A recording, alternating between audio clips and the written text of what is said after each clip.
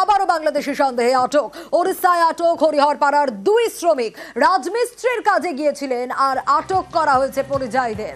খোঁজ না মেলায় পরিবার দুশ্চিন্তার মধ্যে দিন কাটায়। আরো ডিটেইলে বিষয় জানাতে পারবে প্রণব, রয়েছে আমার সঙ্গে। প্রণব, এখনো পর্যন্ত কি আপডেট? দেখো, পরিযায়ী শ্রমিক হিসাবে কাজের জন্য, রাজমিস্ত্রি কাজের জন্য হরিহরপাড়া থেকে উড়িষ্যার ভুবনেশ্বরে তারা গিয়েছিল। কিন্তু তাদের পরিবারের অভিযোগ যে তাদেরকে যে বৈধ কাগজপত্র দেখানোর পরেও কিন্তু তাদেরকে উড়িষ্যার যে পুলিশ তাদেরকে কিন্তু বাংলাদেশি হিসেবে আটকে রেখেছে বাংলায় কথা বলার জন্য। এরপরে কিন্তু দুই পরিবারের পক্ষ থেকে নাজির শেখ এবং জালিম শেখ, দুই পরিবারের পক্ষ থেকে হরিহরপাড়া থানা পুলিশের কাছে তারা আশ্রয় নিয়েছেন যে যেমন করে হোক তাদের ছেলেকে উদ্ধার করা হোক। ইতিমধ্যেই যে পরিযায়ী শ্রমিকদের নিয়ে রাজ্যের যিনি সাংসদ রয়েছেন, রাজ্যসভা সাংসদ রয়েছেন সামিরুল ইসলাম, তার সঙ্গে যোগাযোগ করেছেন এবং এলাকার বিধায়ক নিয়ামত শেখ তার সঙ্গে যোগাযোগ করেছে। এবং দিন 10 আগেই তারা কিন্তু পেটের টানেই তেমন পরিযায়ী শ্রমিক হিসাবে তারা উড়িষ্যাতে এর আগেও গিয়েছে, কিন্তু এবারও যাই। তারপরেই কিন্তু পরিবারের পক্ষ থেকে পরিবারকে তাদের সঙ্গে যারা ছিল তাদেরকে জানানো হয় যে তাদেরকে আটক করেছে এবং উড়িষ্যার পুলিশ এবং তাদেরকে আটক করে রেখেছে এবং তাদেরকে ছাড়া হচ্ছে না। এবং তাদের পরিবারের অভিযোগ যে সমস্ত রকম ডকুমেন্টস, ভোটার কার্ড থেকে আরম্ভ করে আধার কার্ড থেকে আরম্ভ করে দেখানোর পরও কিন্তু তাদেরকে ছাড়া হচ্ছে না। ইতিমধ্যে কিন্তু যিনি বিধায়ক রয়েছেন নিয়ামত শেখ, তার সঙ্গে আমরা যোগাযোগ করেছিলাম। তিনিও বলেছেন যে সামিরুল ইসলাম যিনি রয়েছেন তার সঙ্গে যোগাযোগ করেছেন এবং সামিরুল ইসলামও কিন্তু জানিয়েছেন যে সমস্ত রকম কাগজপত্র পাঠানো হচ্ছে এবং আলোচনা চলছে, খুব শীঘ্রই ছেড়ে দেবে বলে আমরা আশা করছি। বেশ বেশ বেশ। সালিশি নিয়ে কড়া উদয়ন, সালিশি বন্ধ করার নির্দেশ উদয়ন গুহর। সালিশিতে নেতাদের বদনাম বার্তা উদয়নের। কি বলেছেন উদয়ন গুহ দিনহাটার পথসভায়? কি বার্তা দিলেন কর্মীদের, শোনাবো আগে। সালিশি বন্ধ করতে হবে। সালিশি করে আমাদের নেতাদের বদনাম হয়। নবীনউদ্দিনকে রোলারের তলে চাপ দিলে পরেও সেটার অর্ধেকও জানে না। তাহলে ও কেন বিচার করতে যায়? কেন মদন বিচার করতে যায়? কেন অন্য পঞ্চায়েতরা বিচার করতে যাবে? যদি দুই পক্ষ কথা বলে যে আপনি আসেন, আমরা নিজেরা বসে আলোচনা করে মেটাবো, আপনি মাঝখানে থাকবেন সাক্ষী হিসেবে, তাহলে আমার পঞ্চায়েতরা যাবে, তাহলে পঞ্চায়েতরা যাবে। আমরা জোর করে পার্টির পতাকা লাগিয়ে কারো জমি দখল করবো না।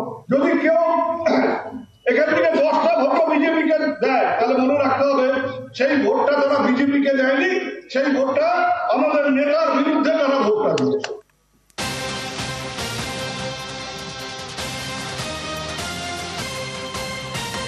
সালিশি সভা বসানো এবং সেই সালিশি সভা থেকে নানা অভিযোগ, নানা খবর বারবার সামনে এসেছে। তাই সালিশি সভা বন্ধ করার নির্দেশ এবার উদয়ন গুহর। কারণ সালিশিতে নেতাদের বদনাম বার্তা দিলেন উদয়ন গুহ। কি বললেন আরো ডিটেল শুভঙ্কর জানাতে পারবে। শুভঙ্কর, সালিশি নিয়ে যে কড়া উদয়ন গুহ তা তার কথাতেই স্পষ্ট।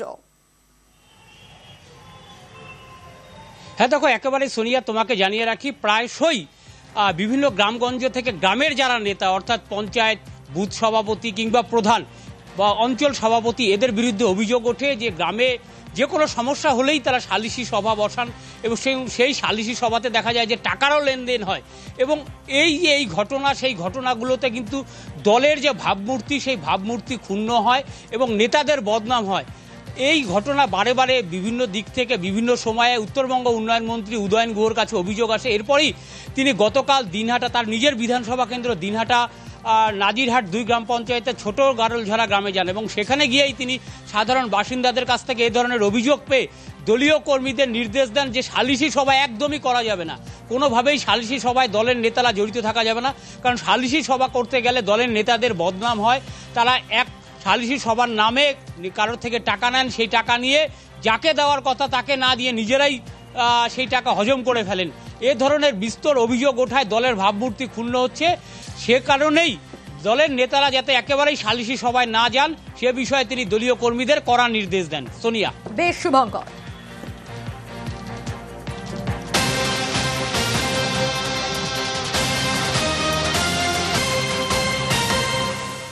আর আপনাদের জানিয়ে রাখি, বাতিল ওষুধ ব্যবহারের ক্ষেত্রে নিষেধাজ্ঞা। এবার নির্দেশিকা জারি করা হলো স্বাস্থ্য দপ্তরের তরফ থেকে। 194টা ওষুধ ব্যবহার করতে বারণ করা হয়েছে, নির্দেশ দেওয়া হয়েছে এবং অবশ্যই এই নির্দেশিকায় কি কি রয়েছে আরো ডিটেল জানাতে পারবে অভিজিৎ রয়েছে আমার সঙ্গে। অভিজিৎ, 194 ওষুধ ব্যবহার না করতে নির্দেশিকায় কি রয়েছে? স্বাস্থ্য দপ্তরের এই নির্দেশিকায় থাকছে কি?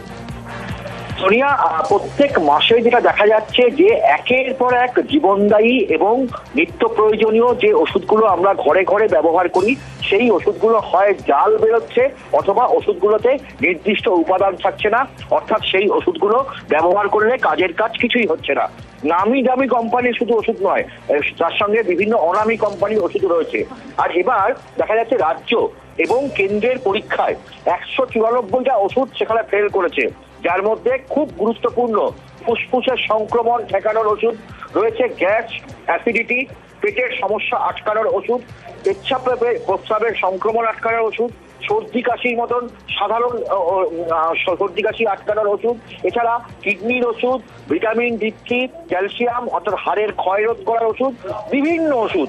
এবং এই ওষুধগুলোর ক্ষেত্রে যা দেখা যাচ্ছে যে এই ওষুধগুলোর নির্দিষ্ট ব্যাচ নাম্বার পরীক্ষা করে কেন্দ্র এবং রাজ্যের ড্রাগ কন্ট্রোলগুলি দেখতে পায় যে এই ওষুধগুলো কোয়ালিটি কন্ট্রোলে ফেল করেছে, অর্থাৎ সেখানে কোনো রকম ভাবেই সেই ওষুধগুলোতে নির্দিষ্ট উপাদান ছিল না এবং সেই ওষুধগুলো যাতে রাজ্যের কোনো পাইকারি এবং খুচরো বিক্রেতারা ওষুধ বিক্রেতারা বিক্রি না করতে পারে, কোনো সরকারি হাসপাতাল, বেসরকারি হাসপাতাল, নার্সিংহোম তারা যেন এই ওষুধের নির্দিষ্ট ব্যাচ নাম্বারগুলি ব্যবহার না করে, তার জন্য যে ওষুধের যে চেইন সিস্টেম থাকে সেখান থেকে এগুলোকে সরিয়ে ফেলার নির্দেশ দেওয়া হয়েছে। রাজ্য ড্রাগ কন্ট্রোল নির্দেশিকা জারি করেছে যাতে কেউ আগামী দিনে কোনোভাবে এই ধরনের ওষুধ যেন কেউ না খায়, কোনো সাধারণ মানুষ তা যেন একদম সুনিশ্চিত করা হয়, সেই কারণেই এই নির্দেশিকা। সোনিয়া,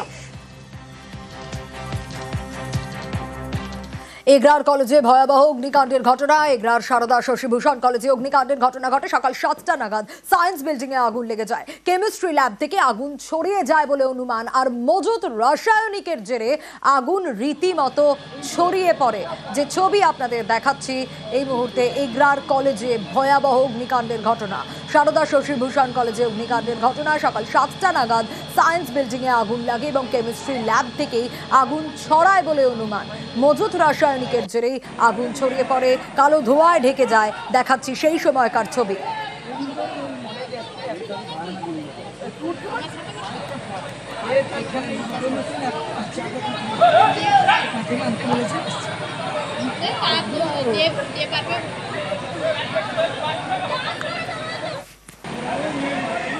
একদম কন্ট্রোল, যেটুকু আছে ভেপারটা বেরোচ্ছে। আমার দুটো ইঞ্জিন এসছে, এগুলো থেকে একটা, খাঁটি থেকে একটা। কতটা পরিমাণ পুড়ে গেছে সেটা এখন শেষ না হলে তো বলা যাবে না। এগরা কলেজে সায়েন্স ল্যাব প্রায় 1 মাস ধরে তো অলরেডি ছুটি চলছে, যে ল্যাব বন্ধ ছিল। হঠাৎ করে খেলার মাঠে কিছু এলাকার ছেলেরা খেলছিল, হঠাৎ করে দেখে ধোঁয়া বেরোচ্ছে।